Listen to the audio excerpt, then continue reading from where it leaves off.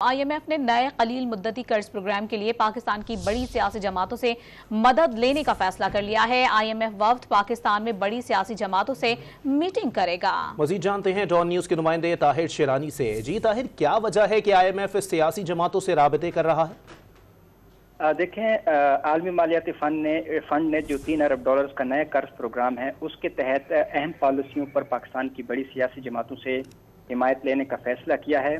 और उसकी वजह बज़ाहिर ये नज़र आ रही है क्योंकि अगस्त में हुकूमत की मुद्दत पूरी होनी है, इंतखाबात होने हैं, उसके बाद नई हुकूमत ने आना है और जो IMF का कर्ज प्रोग्राम है वो मार्च 2024 तक चलना है।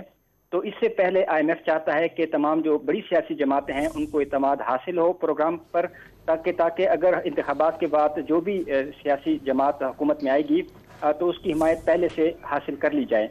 तो इसलिए IMF की जानिब से ये फैसला किया गया है कि पाकिस्तान में तहरीक इंसाफ, पीपल्स पार्टी और मुस्लिम लीग नवाज जैसी जो बड़ी सियासी जमातें हैं उनसे इजलास किए जाएंगे और IMF प्रोग्राम के तहत जो पॉलिसीज़ हैं और जो मकासद है प्रोग्राम के उस पर हिमायत की यकीन दहानी हासिल की जाएगी।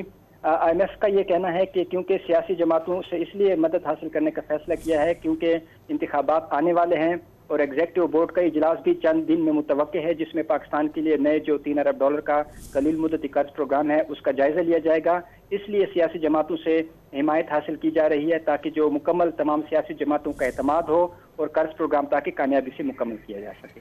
बहुत शुक्रिया ताहिर शेरानी, हमें अपडेट कर रहे थे।